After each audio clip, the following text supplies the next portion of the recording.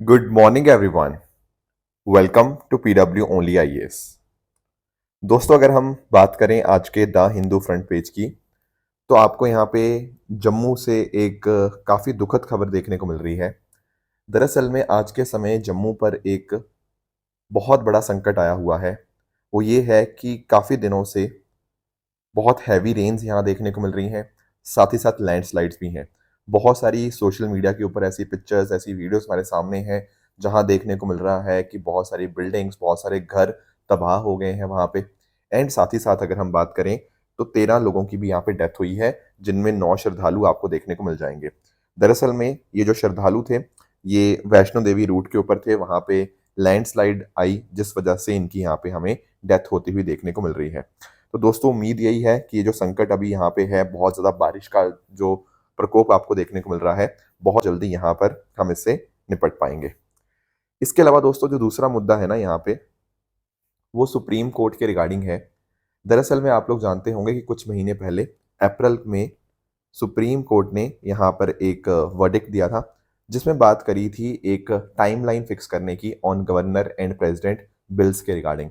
बाद में presidential reference आता है एंड पूछा जाता है कि क्या इस तरह से टाइमलाइन फिक्स किया जा सकता है। तो उसी रिगार्डिंग पूरा पूरा डिस्कशन चल रहा है। तो सुप्रीम कोर्ट ने यही पूछा है अभी कि अगर मान लीजिए गवर्नर कोई एक्शन नहीं लेते हैं, तो क्या जुडिशरी उसको रिव्यू नहीं कर सकती? क्योंकि अगर आप नोटिस करो, अगर कोई फैसला यहाँ पे गवर्नर लेते हैं, राइट, तो उनके ऊपर भी तो सुप्रीम कोर्ट देख सकता है ना, या जुडिशरी देख सकती है कि क्या वो सही था, क्या गलत था, क्या वो कॉन्स्टिट्यूशन के विदिन है या नहीं है। तो फिर अगर डिले वगैरह हो रहा है, तो वो क्यों नहीं रिव्यू किया जा सकता? बट मेरा आपको सजेशन यही है कि इसके बारे में अभी डिटेलिंग करने की ज़रूरत नहीं है।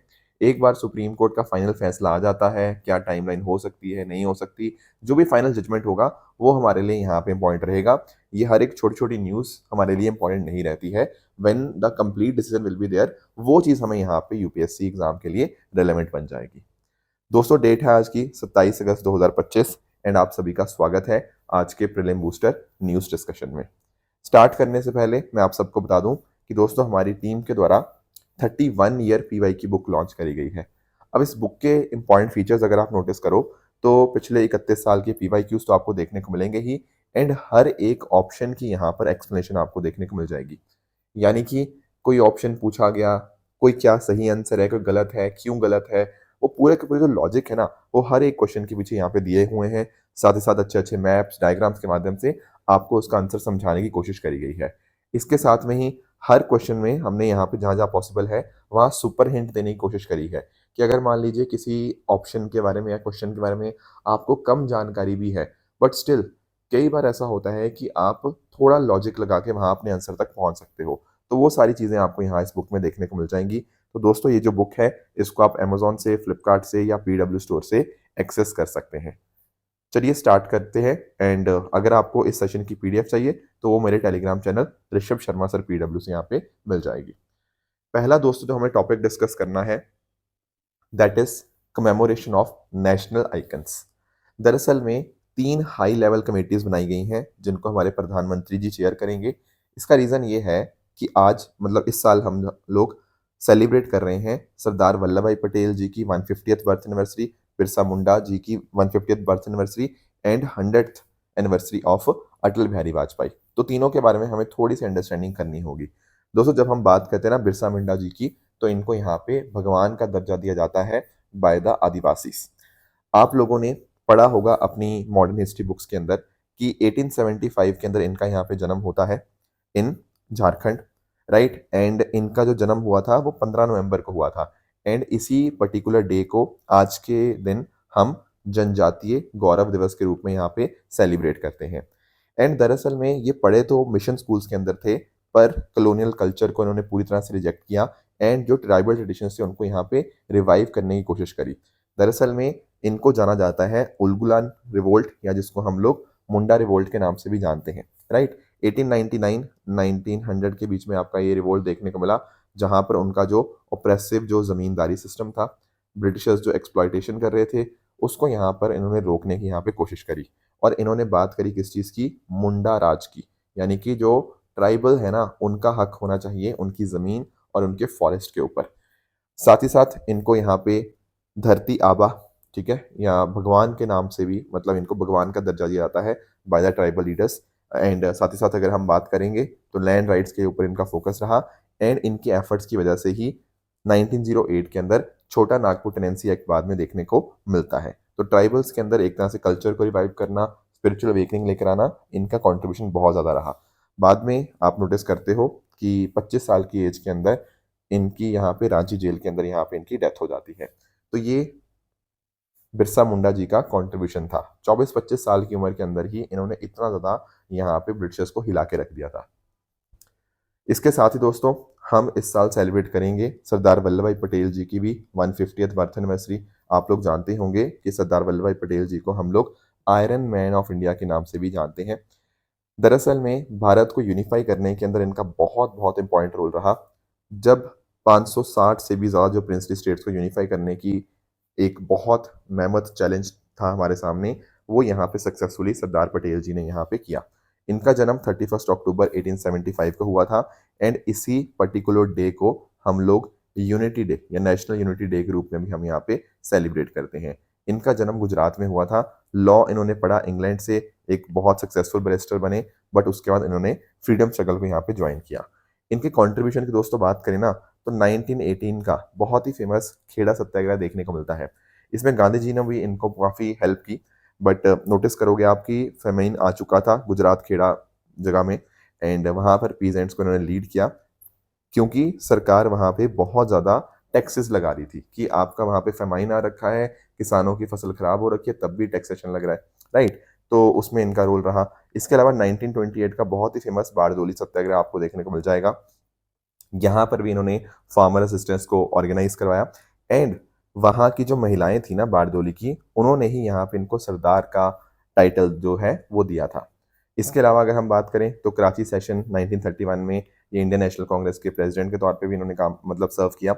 इसके साथ ही साथ 1930 में सिविल डिसोबीडियंस मूवमेंट, 1942 में क्विट इंडिया मूवमेंट में पार्टिसिपेट किया, एंड आज़ादी के बाद ये भारत के पहले होम मिनिस्टर और पहले डिप्टी प्राइम मिनिस्टर भी यहाँ पे बने। यूनिफिकेशन मैंने आपको बता ही दिया। एंड अगर हम बात करें तो गांधी जी की ये बहुत ज़्यादा रिस्पेक्ट करते थे, एंड इनका स्टैचू ऑफ यूनिटी आपको देखने को मिल जाता है, जो कि दुनिया में सबसे बड़ा स्टैचू है। इसके साथ ही साथ दोस्तों आप लोग जानते होंगे कि जो ऑल इंडिया सर्विसेज थी ना, वो भी इन्होंने ही यहाँ पे इस्टेब्लिश करी थी, एंड इन्होंने स्टील फ्रेम ऑफ इंडिया जो हमारे सिविल सर्वेंट्स हैं उनको ये नाम भी दिया कि इनका बहुत बहुत इंपॉर्टेंट रोल आने वाले समय में रहने जा रहा है। इसके साथ ही दोस्तों हम इस साल मतलब 1924 में इनका जन्म हुआ था अटल बिहारी वाजपेयी जी का, तो हमने इनकी 100th बर्थ एनिवर्सरी यहाँ पे सेलिब्रेट करी है। तो अटल बिहारी वाजपेयी जी आप लोग जानते होंगे कि 3 बार भारत देश के प्राइम मिनिस्टर रहे हैं, एंड इनके कार्यकाल के अंदर बहुत अच्छा अच्छा काम हुआ है। जैसे फॉर एग्जांपल आप लोगों ने नोटिस किया होगा जो पोखरान 2 था, ठीक है, जो न्यूक्लियर टेस्ट थे 1998 में, इन्हीं की प्राइम मिनिस्टरशिप के अंतर्गत हुए। इसके अलावा गोल्डन कोऑर्डिनेटर 2001 का बहुत ही नेशनल हाईवे प्रोजेक्ट आपको देखने को मिलता है। इनफैक्ट ना पाकिस्तान के साथ शांति इस्टेब्लिश करने के लिए इन्होंने काफ़ी ज़्यादा कोशिश भी करी। जैसे for example Lahore bus service के बारे में आप जानते होंगे, आगरा समिट हो गया, तो बहुत सारी कोशिशें करी गई। गवर्नेंस रिफॉर्म्स भी इन्होंने काफ़ी सारे लेकर आए, एंड इनफैक्ट ना इनका जो जन्म दिवस होता है 25 दिसंबर को, उस दिन हम गुड गवर्नेंस डे के रूप में भी यहाँ पे सेलिब्रेट करते हैं, ठीक है। बाकी आरएसएस और जनसंघ के साथ भी जुड़े हुए थे, पॉलिटिकल साइंस और लॉ भी इन्होंने पढ़ा, एंड इनको भारत रत्न से भी यहाँ पे नवाजा गया। आप नोटिस कर पाओगे, ठीक है, इनके कंट्रीब्यूशन यहाँ पे। तो इनके बर्थ को हम बर्थ एनिवर्सरी को गुड गवर्नेंस डे के रूप में सेलिब्रेट करते हैं। तो ये सारी बातें थी जो यहाँ पे नेशनल आइकन्स के बारे में आपको पता होनी चाहिए। नेक्स्ट टॉपिक पे दोस्तों आते हैं, दैट इज गणेश चतुर्थी। अब दोस्तों आज गणेश चतुर्थी है, तो आप सबको इस पर्टिकुलर डे की ढेर सारी शुभकामनाएं भी, ठीक है। बहुत इंपॉर्टेंट फेस्टिवल है भारत के कॉन्टेक्स्ट के अंदर, एंड इनफैक्ट अगर हम बात करें ना महाराष्ट्र की, तो देखो महाराष्ट्र के अंदर तो जिस तरह से गणेश चतुर्थी सेलिब्रेट करी जाती है, अपने आप में this is the best time. मतलब महाराष्ट्र में अगर आप हो तो डेफिनेटली आप समझ सकते होंगे कि मैं क्या कहना चाह रहा हूँ। अब गणेश चतुर्थी का अपने आप में हिस्ट्री के अंदर भी बहुत बहुत इंपॉर्टेंट रोल रहा है, ठीक है। एक तो चलो ठीक है, हमें पता है कि भगवान गणेश जी का ये जन्म होता है, ठीक है, तो हम 10 दिन का ये हिंदू फेस्टिवल यहाँ पे हम सेलिब्रेट करते हैं, राइट। बहुत सारे लोग अपने घरों में गणपति का जो पूरा प्रोसेस है उसको भी यहाँ पे करते हैं, एंड लास्ट में गणपति विसर्जन किया जाता है। एंड अगर हम बात करें ना बाल गंगाधर तिलक जी की, उन्होंने यहाँ पे बहुत इंपॉर्टेंट रोल प्ले किया इस पर्टिकुलर फेस्टिवल को पॉपुलराइज करने के लिए। दरअसल में ना अगर हम जाते हैं पास्ट के अंदर 1890s में चलते हैं, तो 1890s में ना उस टाइम की जो कांग्रेस थी वो थोड़ी एलीट मानी जाती थी, कि वहाँ पे वो लोगों के साथ थोड़ा-सा उतना पूरी तरह से कनेक्टेड नहीं थी। तो एक्चुअल में लोगों के साथ कनेक्ट बनाने के लिए यहाँ पे बाल गंगाधर तिलक जी ने फेस्टिवल्स को इस्तेमाल किया एक तरह से। आप नोटिस कर सकते हो, चाहे वो गणेश चतुर्थी की अगर हम बात कर लें या फिर आप बात कर सकते हैं शिवाजी जयंती की। इन दोनों को काफ़ी ज़्यादा प्रमोट किया गया एंड इस प्रमोशन के माध्यम से आप नोटिस कर पाओगे कि अलग-अलग जो हिंदू क्लासेस थी वो यूनाइट हुई, ठीक है ना? मासेस के साथ यहाँ पे जुड़ाव जो था वो यहाँ पे बढ़ पाया।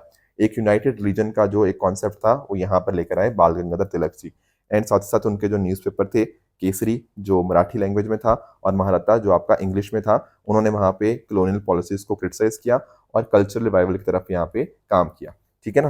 तो इसके अलावा बाल गंगाधर तिलक जी ने एक बुक भी लिखी, गीता रहस्य। उन्होंने स्लोगन भी दिया, Swaraj is my birthright and साथ ही साथ कांग्रेस को एक तरह से मास मूवमेंट के अंदर यहाँ पे कन्वर्ट करने की वहाँ पे उन्होंने कोशिश करी। तो ये कुछ बातें थी गणेश चतुर्थी का किस तरह से हमारी मॉडर्न हिस्ट्री के साथ लिंकेज है, वो भी आपको यहाँ पे आई होप समझ आ गया होगा। नेक्स्ट आते हैं दोस्तों। दोस्तों आप लोगों ने ना वनतारा का नाम सुना होगा। दरअसल में वनतारा जो है वो अंबानीज़ को बिलॉन्ग करता है। अनंत अंबानी आप जानते होंगे, वो काफ़ी ज़्यादा उनको वाइल्ड लाइफ से प्यार है एंड इसीलिए उन्होंने जामनगर गुजरात के अंदर वनतारा जो सेंटर है वो एस्टेब्लिश किया हुआ है आपके अलग-अलग आपके एनिमल्स के लिए। अब यहाँ पे बहुत सारे पिछले कुछ दिनों में वनतारा के रिगार्डिंग काफ़ी सारे एलिगेशंस लगे हुए हैं। इसीलिए यहाँ पे सुप्रीम कोर्ट ने एक स्पेशल इन्वेस्टिगेशन टीम यहाँ पे कॉन्स्टिट्यूट करी है, ताकि वो वनतारा को एग्ज़ामिन कर पाए, उसको इन्वेस्टिगेट कर पाए कि सब चीज़ें वहाँ पे सही तो चल रही हैं या नहीं चल रही। तो एक्चुअल में कोशिश यही है कि हम ये चेक कर पाएँ कि क्या वनतारा जो है, वो वाइल्ड लाइफ प्रोटेक्शन एक्ट 1972 के जो रूल्स हैं, ज़ू रूल्स हैं, साइट्स के प्रोविजंस हैं, उसके साथ वो कंप्लाई कर रहा है या नहीं कर रहा। This is something they want to inspect. हमारा क्वेश्चन यहाँ से करंट अफेयर से नहीं पूछा जाएगा, हमारा क्वेश्चन पूछा जाएगा ये अलग अलग एक्ट्स के रिगार्डिंग, राइट? जैसे फॉर एग्जाम्पल चेक क्या करना है कि क्या WPA 1972 के साथ वो यहाँ पे कंप्लाई करता है या नहीं करता। तो दरअसल में जो वाइल्ड लाइफ प्रोटेक्शन एक्ट 1972 है ना, ये लीगल फ्रेमवर्क है regarding the protection of wild animals and plants, साथ साथ हैबिटेट्स हो गया आपका, control in of trade in wild life and their products. तो एक्चुअल में यहाँ पे WPA के अंदर आपको 4 शेड्यूल देखने को मिल जाते हैं। देखो पहले ये सिस्टम अलग था, पर आज के समय आपको 4 शेड्यूल्स हैं। पहले शेड्यूल के अंदर जिनको हाईएस्ट लेवल ऑफ प्रोटेक्शन मिली गई है वो स्पीशीज आपको देखने को मिलेंगी। शेड्यूल 2 के अंदर जिनकी प्रोटेक्शन थोड़ी सी कम है 2 स्पीशीज। शेड्यूल 3 के अंदर protected plant species and schedule 4 के अंदर आपको जो साइट्स के अंदर आपके शेड्यूल स्पेसिमेंस हैं वो आपको यहाँ देखने को मिल जाएंगे। अब खासकर फोकस यहाँ पे एलिफेंट्स के ऊपर आपको देखने को मिलेगा। कहने का मीनिंग क्या है, ये इन्वेस्टिगेशन जो वनतारा की हो रही है ना, ये एलिफेंट के ऊपर ज़्यादा ध्यान दिया जा रहा है यहाँ पे, ठीक है ना? क्योंकि बहुत सारे लोगों ने प्रोटेस्ट भी किया था इसके रिगार्डिंग। तो भारत की जो सब स्पीशीज़ है ना, जो इंडियन एलिफेंट वाली सब स्पीशीज़ हैं, वो दरअसल में आपको शेड्यूल 1 में हाईएस्ट प्रोटेक्शन के अंदर आपको देखने को मिल जाएंगी। इनफैक्ट आपके ये भी चेक किया जा रहा है कैप्टिव एलिफेंट रूल्स 2024। दरअसल में ना कैप्टिव का मतलब होता है जो आपके बंदी होते हैं, जो आपके कैदी होते हैं, यानी कि जो पकड़े हुए हैं एलिफेंट्स। एक तो वाइल्ड एलिफेंट्स हो गए, एक हो गए आपके कैप्टिव एलिफेंट्स।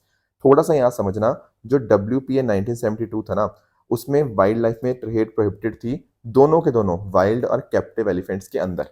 पर फ़र्क समझो, 2022 तक ऐसा था, 2022 में चेंजेस किए गए। 2022 के बाद पता क्या होने लग गया, यहाँ पर आपके जो कैप्टिव एलिफेंट्स हैं, उनका ट्रांसफ़र परमिटेड है। यानी कि अगर मान लीजिए हमें ऐसा लगता है कि किसी जगह के ऊपर एलिफेंट की प्रॉपर केयर या देखभाल नहीं हो रही, तो वहाँ पर ना एलिफेंट को कहीं और हम यहाँ पे ट्रांसफ़र कर सकते हैं। जो चीफ वाइल्ड लाइफ वार्डन होगा ना, वो यहाँ पे चेक करेगा इस चीज़ के ट्रांसफ़र के रिगार्डिंग एंड 2022 के अमेंडमेंट के बाद ये चीज़ अब पॉसिबल होने लग गई है। ठीक है ना? तो इसीलिए आपने नोटिस किया होगा कि अभी पिछले कुछ टाइम्स में जो एलिफेंट्स ट्रांसफ़र किए गए हैं, उसके रिगार्डिंग बहुत सारे प्रोटेस्ट आपको देखने को मिले थे। बाकी इसके अलावा मैंने आपको बोला जैसे यहाँ पे ये भी चेक किया जाएगा कि साइट्स के साथ चीज़ें कंप्लाइंट है या नहीं है। दरअसल में साइट्स और कुछ नहीं, it is convention on international trade in endangered species of wild fauna and flora. अब ये क्या है? ये एक इंटरनेशनल ट्रीटी है बिटवीन वेरियस गवर्नमेंट्स, जहाँ कोशिश ये की जाती है कि भाई ट्रेड हो, ट्रेड तो ठीक है, पर वाइल्ड एनिमल्स या प्लांट्स के ट्रेड की वजह से उनके सर्वाइवल के ऊपर कोई इम्पैक्ट नहीं आना चाहिए। ऐसा ना हो कि आप ट्रेड करते रहो और एक दिन ऐसा हो कि वो आपका वो पर्टिकुलर स्पीशीज़ खत्म ही हो जाए। तो इसको देखते हुए यहाँ पे साइट्स आपको एक कन्वेंशन देखने को मिल जाएगी जो 1975 में फोर्स में आई थी। अब पॉइंट ये समझना, साइट्स जो है ना वो लीगली बाइंडिंग है पार्टीज के ऊपर, पर ये नेशनल लॉज को रिप्लेस नहीं करती। वेरी वेरी इंपॉर्टेंट पॉइंट, ठीक है। क्वेश्चन बनेगा तो इस लाइन के ऊपर डेफिनेटली यहाँ पे बनेगा। तो हर एक पार्टी जो यहाँ पे जिसने ये इंटरनेशनल ट्रीटी का जो पार्ट है, तो वहाँ पे इंश्योर ये करना होता है कि अपने लोकल लेजिस्लेशन के अंदर वो चेंजेस लेकर आएं ताकि साइट्स को देश लेवल के ऊपर यहाँ पे इम्प्लीमेंट किया जा पाए। यहाँ पर साइट्स में आपको 3 अपेंडिक्स देखने को मिल जाएंगे। पहला अपेंडिक्स बात करता है उन स्पीशीज की जहां पर एक्सटिंक्शन का बहुत ज्यादा खतरा है। अपेंडिक्स 2 के अंदर ऐसी स्पीशीज हैं जिनके ऊपर अभी तो खतरा नहीं है, पर अगर हमने उनका ट्रेड रेगुलेट नहीं किया तो भाई आने वाले समय में बड़ी दिक्कत आ सकती है। और अपेंडिक्स 3 के अंदर ऐसी स्पीशीज होंगी जो कम से कम एक देश के अंदर यहाँ पे प्रोटेक्टेड होंगी और हमें दूसरे देशों के साथ भी कोलैबोरेट करना होगा ताकि उनका प्रोटेक्शन यहाँ पे किया जा पाए। अब भारत में ये सारे काम कौन देखता है, और ये सारी चीजें देखने की जिम्मेदारी Animal Welfare Board of India की है, जो कि दरअसल में एक स्टैट्यूटरी बॉडी है under the Prevention of Cruelty to Animals Act 1960।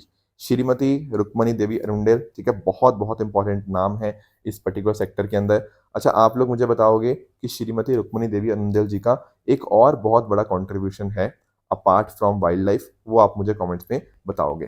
तो इसका यही मैंडेट है animal Welfare Board of India का कि एनिमल वेलफेयर प्रमोट किया जा पाए, एनिमल्स को जो अननेसेसरी पेन सफरिंग होती है वो हम यहाँ पे उससे उनको बचाएं एंड इंश्योर करें कि आपके जो लॉज हैं उनका सही ढंग से प्रोटेक्शन हो पाए।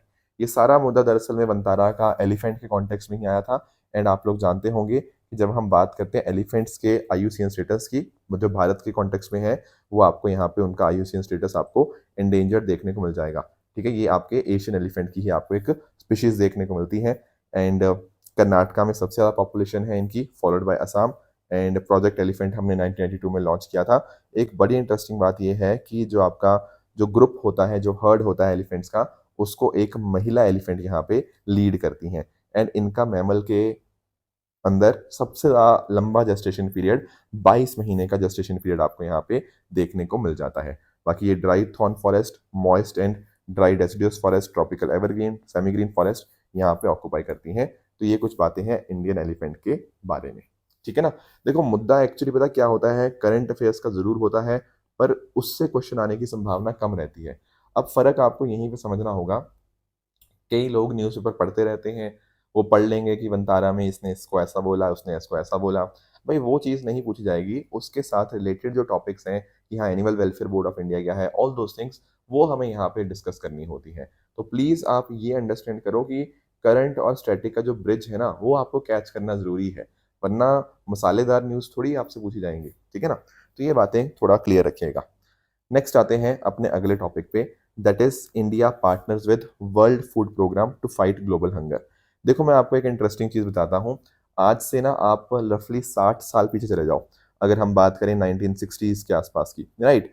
उस समय भारत ना क्या था, फूड रेसिपिएंट था। देखो, हम लोग डिपेंडेंट थे यूएसए के ऊपर, ठीक है। यूएसए का एक प्रोग्राम चलता था पब्लिक लॉ 480, तो वहाँ से वीट आती थी एंड ऐसा बताया जाता है कि काफ़ी ख़राब क्वालिटी की वीट थी, वो भारत में आती थी शिप के माध्यम से, तब जाके कहीं ना कहीं हम अपने लोगों को खाना खिला पाते थे। तो भारत में बड़ी दिक्कत थी उस टाइम के ऊपर, ठीक है ना। बीच में फेमाइंस भी आए 1965 में, 1966 में युद्ध भी हुए। तो भाई उन सब चीज़ों ने तो हमारी हालत बहुत ख़राब कर दी थी। अब एक वो टाइम था और एक आज का टाइम है। आज के टाइम अगर आप नोटिस कर पाओगे, हमारी जो फूड ग्रेन की प्रोडक्शन है वो 330 मेट्रिक टन, इसको भी यहाँ पे हमने क्रॉस कर दिया है। तो हम बहुत ही शानदार प्रोड्यूस कर रहे हैं, प्रोडक्शन हमारा बहुत ही बम्पर प्रोडक्शन हो रहा है।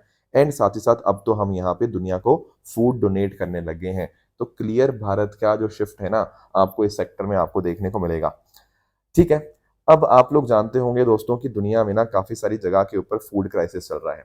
फूड क्राइसिस का मतलब क्या है कि वहां के लोगों के पास खाने के लिए मतलब खाना नहीं है उनके पास, राइट। उनकी जिंदगियां तबाह हो चुकी हैं, उनके पास अगर खाना नहीं मिलेगा तो उनकी जान जा सकती है। अब ऐसे केस में भारत ने क्या किया है, सर भारत ने अपना जो हाथ है ना वो वर्ल्ड फूड प्रोग्राम के साथ मिला लिया है। क्या करेंगे हम यहाँ पे अलग अलग देशों को जहां पर इस तरह से क्राइसिस आ रखा है, वहां पर उनको फोर्टिफाइड राइस यहाँ पे प्रोवाइड करेंगे। अब क्वेश्चन ये आता है, फोर्टिफाइड राइस क्या होता है। अरे फोर्टिफिकेशन, आपने इसका सिंबल देखा होगा, +F करके इसको बोलते हैं। फोर्टिफिकेशन का मतलब उसमें कुछ ना कुछ चीजें एडेड हैं। जैसे कई बार आप लोगों ने नोटिस किया होगा कई बार ऐसा हो सकता है कि जैसे आप लोगों ने आयोडीन सुना होगा ना, आयोडीन युक्त नमक। ये आयोडीन सॉल्ट क्या है? ये सॉल्ट में आपका आयोडीन मिला दिया गया है ताकि आपकी बॉडी जब नमक खाए तो आपकी बॉडी को उसी तरह से आयोडीन भी मिल जाए। उसी तरह से राइस फोर्टिफिकेशन का मतलब यही है कि जब आप चावल खाओगे ना तो कहीं न कहीं इसके साथ आयरन हो गया और बाकी जो माइक्रो न्यूट्रिएंट्स हैं वो भी आपको दे दिए जाएँगे। उसके आपकी बॉडी को ये सब चीज़ें की कमी नहीं रहेगी, एनीमिया वगैरह जैसी दिक्कतें नहीं रहेंगी। तो भारत में ये स्कीम ही चलती है, राइस फोर्टिफिकेशन स्कीम, जहाँ पर पूरी की पूरी 100% कॉस्ट जो है वो सेंट्रल गवर्नमेंट बियर करती है। This is a centrally funded scheme. ठीक है ना? तो हमारे अलग-अलग प्रोग्राम्स हैं, targeted public distribution system, integrated child development service, PM पोषण, उनके माध्यम से हम अपने लोगों तक ये बेनिफिट पहुँचाते हैं। मैं आपको थोड़ा-सा और एक्सप्लेन कर देता हूँ। दरअसल में ना भारत में नेशनल फूड सिक्योरिटी एक्ट है 2013, ये दरअसल में डील करता है, राइट? अब अगर हम इस एक्ट की बात करें ना, तो इस एक्ट में तो ये लिखा हुआ है कि हम अपनी अ, 75% रूरल पॉपुलेशन को एंड 50% अर्बन पॉपुलेशन को हम यहाँ पे फूड ग्रेन्स प्रोवाइड करेंगे। अब क्योंकि हम सबको प्रोवाइड नहीं करते, that is why it is targeted in nature. अगर यूनिवर्सल होता, सबको देते, तो यूनिवर्सल पीडीएस बोलते, पर अब क्योंकि हम यहाँ पे कुछ पर्टिकुलर सेक्शन को ही देते हैं, इतने जो मैंने आपके सामने नंबर्स लिखे हैं, तो that is why it is targeted. इस इतना टोटल करोगे ना, तो लगभग भारत का 2 तिहाई पॉपुलेशन हो जाएगा। अगर हम इस एक्ट की बात करें, तो इसमें एक्ट में तो ये लिखा हुआ है कि ₹3 किलो आपको चावल मिलेंगे, ₹2 किलो आपको व्हीट मिलेगी और ₹1 किलो आपको कोर्स ग्रेन मिलेंगे। पर आप लोग जानते होंगे कि जब कोविड-19 पैंडेमिक आया था, तो प्रधानमंत्री जी उस समय प्रधानमंत्री गरीब कल्याण अन्न योजना लेकर आए थे। अब उसके माध्यम से हमने ये जो फूड ग्रेन्स हैं, ये फ्री प्रोवाइड करना यहाँ पे स्टार्ट किया हुआ है। अब वो इसी के अंतर्गत आ चुका है। तो इसीलिए फूड ग्रेन्स आज के समय आपको फ्री में आपको देखते हुए मिल जाएँगे। भारत सरकार और भी बहुत सारे काम करती है, जैसे फोर्टिफाइड राइस रोल आउट हो गया, जन पोषण केंद्र हमने बना रखे हैं न्यूट्रिशनल अवेयरनेस के लिए, स्मार्ट वेयरहाउसिंग टेक्नोलॉजी है स्टोरेज को बेहतर करने के लिए, डिस्ट्रीब्यूशन के लिए हमने सप्लाई चेन ऑप्टिमाइजेशन कर रखा है। तो ये बहुत सारे हमने यहाँ पे काम किए हुए हैं। और अब हमने हाथ किसके साथ मिला लिया है? वर्ल्ड फूड प्रोग्राम के साथ, ताकि दुनिया को हम ये चीज़ें प्रोवाइड कर पाएँ। तो वर्ल्ड फूड प्रोग्राम जो है, दरअसल में 1961 में क्रिएट किया गया था by United Nation General Assembly and Food and agriculture Organization. इसके हेडक्वार्टर्स आपको रोम, इटली में देखने को मिल जाएँगे एंड ये दुनिया की सबसे बड़ी ह्यूमैनिटेरियन एजेंसी है। 2020 के अंदर इसको यहाँ पे नोबेल पीस प्राइज़ भी यहाँ पे मिला था, क्योंकि अलग-अलग देशों के अंदर जहाँ-जहाँ खाने की कमी थी, वहाँ पे इन्होंने जहाँ वहाँ जाके हंगर की समस्या को एक तरह से खत्म करने की कोशिश करी एंड उससे वहाँ पे शांति भी एस्टैब्लिश हुई। तो देश जो है वहाँ पे वॉलंटरी कंट्रीब्यूट करते हैं, कुछ कॉर्पोरेशन, कुछ एनजीओज़, कुछ प्राइवेट डोनर्स आपको देखने को मिल जाते हैं। इस तरह से ये फूड असिस्टेंस यहाँ पे प्रोवाइड करता है। एंड इनफैक्ट ना एक रिपोर्ट है हमारे सामने, global report on food crisis 2025। ये जो रिपोर्ट है ना, ये दिखाती है कि किस तरह से Nigeria, Sudan, democratic Republic of Congo, Bangladesh, Ethiopia, Yemen, Afghanistan, Myanmar, Pakistan, Syria, ये 10 देशों के अंदर दुनिया के जो 66% ठीक है ना, जो इम्पैक्टेड लोग हैं, वो आपको देखने को मिल जाएँगे because of food insecurity, right? And ये जो आपकी रिपोर्ट है, ये global network against food crisis के द्वारा निकाली जाती है, जो कि दरअसल में European union, food and agriculture organisation, world food programme, इन सब का ही आपका एक कोलिशन आपको देखने को मिल जाएगा। ठीक है ना? ये डेटा आप अपने आंसर में इस्तेमाल कर सकते हो कि 295 मिलियन पीपल ऐसे हैं 53 कंट्रीज़ के अंदर, जहाँ पे एक्यूट हंगर का आपको केस देखने को मिल जाता है। नेक्स्ट हमारे सामने एक छोटा-सा और टॉपिक है, that is your space based solar power. ये बड़ा ही अपने आप में इंटरेस्टिंग है। देखो, एक तो होती है आप लोग सोलर पावर कैसे जनरेट करते हो कि आपकी सोलर बीम्स के थ्रू आप यहाँ पे धरती के ऊपर आप सोलर पैनल लगाते हो एंड दैट इज़ हाउ आप सोलर पावर जनरेट करते हो। एक तो ये तरीका है। पर क्यों ना हम ऐसे करें कि हम धरती से ना बहुत सारी सैटेलाइट लॉन्च कर दें, ठीक है?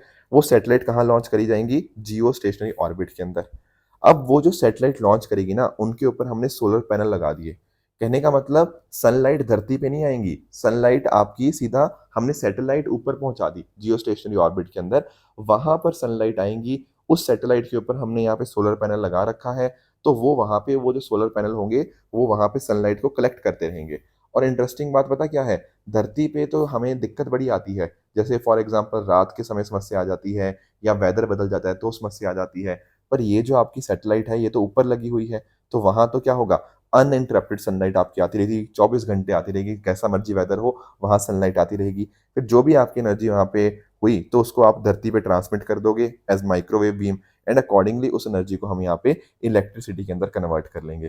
तो ये यहाँ पे फायदा बताया जा रहा है कि अब आपको इस तरह से सोलर पावर को हम यहाँ पे इस तरह से जनरेट करेंगे, राइट। अब ऐसा बताया जा रहा है कि हो सकता है अगर ये सक्सेसफुल रहा तो 80% रिन्यूएबल एनर्जी जो नीड्स हैं यूरोप की वो इसी तरह से मीट अप हो जाएंगी। तो भारत भी आगे जाके कोशिश कर सकता है, कैसे? क्योंकि भारत का भी भाई 2070 का नेट जीरो टारगेट है। तो उसके लिए हो सकता है कि स्पेस बेस्ड सोलर पावर हम भी देखें, रेदर देन धरती के ऊपर ये सब काम करने के हम ये सारा काम स्पेस के अंदर कर लें, ठीक है ना। Plus at the same time देखो ना, इसके लिए ना ऐसा बताया जा रहा है, इसके लिए हंड्रेड्स ऑफ सैटेलाइट्स हमें लॉन्च करनी पड़ेंगी, रॉकेट्स वगैरह बहुत सारे इस तरह से हमें लॉन्च करने पड़ेंगे। अब इसरो बहुत ही कम कॉस्ट के अंदर लॉन्च कर देता है चीजें, है ना। तो हो सकता है हमें वहां पे भी फायदा हो। बाकी भारत की सोलर में लीडरशिप भी है इंटरनेशनल सोलर अलायंस के माध्यम से, तो हो सकता है भारत इसको इस्तेमाल कर पाए। बाकी अगर हम यूके, जापान, यूरोपियन यूनियन के साथ काम करते हैं तो कहीं ना कहीं हो सकता है कि जल्दी से जल्दी इसके ऊपर काम किया जा पाए। तो ये सारे फायदे बताए जा रहे हैं, यूरोप के लिए भी फायदा है, हो सकता है भारत के लिए भी अगर हम इसको एक्सप्लोर करें तो इट कैन हेल्प अस, ठीक है। कंटिन्यूसली आपको पावर सप्लाई यहाँ पे मिलती रहेगी, एफिशिएंसी भी इसकी ज्यादा होगी।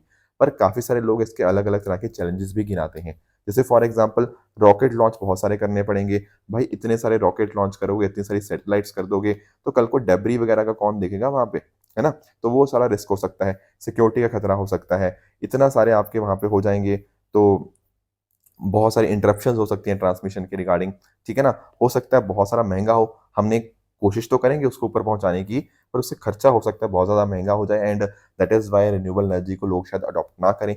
तो कितना हम यहाँ पे देख पाएंगे, कितने बड़े बड़े ग्राउंड स्टेशन बनाने पड़ेंगे, कितनी बड़ी बड़ी सैटेलाइट बनानी पड़ेंगी। हो सकता है एक सैटेलाइट का जो डायमीटर हो 1-1 किलोमीटर से भी ज़्यादा बड़ा हो। तो कैसे ये हो पाएगा, थोड़ा सा डिफिकल्टी भी आ सकती है। बट डेफिनेटली फायदे भी बहुत सारे हैं, but at the same time challenges भी हैं। अगर हम चैलेंजेस को टैकल कर लेंगे, डेफिनेटली रिन्यूएबल एनर्जी के सेक्टर में ये बहुत बहुत इंपॉर्टेंट आपको कदम देखने को मिल जाएगा, राइट दोस्तों।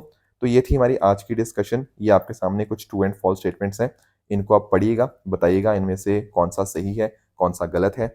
साथ ही साथ कल जो मैंने आपको होमवर्क दिया था, इसमें आप नोटिस कर पाओगे कि जब हम बात करते हैं ना एरेका नट के लार्जेस्ट प्रोड्यूसर की, तो वो अरुणाचल प्रदेश नहीं बल्कि आपको कर्नाटका देखने को मिल जाएगा। That is why your statement one is incorrect. Flag hosting जो होती है दोस्तों, वो रिपब्लिक डे के समय के ऊपर नहीं, वो इंडिपेंडेंस डे के ऊपर होती है, इसलिए सेकंड स्टेटमेंट आपका इनकरेक्ट रहेगा। शिपकिला पास जो है वो आपका सिक्किम के अंदर नहीं है, वो हिमाचल के अंदर आपको देखने को मिलेगा। मैंने आपको बताया था कि Shipki La is in Himachal and आपका जो नथुला पास है वो आपको सिक्किम में देखने को मिलेगा। तो इसीलिए जो आपका थर्ड स्टेटमेंट यहाँ पर मैंशन है वो भी अपने आप में आपको इनकरेक्ट देखने को मिल जाएगा, राइट। तो दोस्तों ये थी हमारी आज की डिस्कशन। इसी तरह से आप सब लोग अपने एंड पे हार्डवर्क करते रहिए। Thank you so much for joining. All the very best.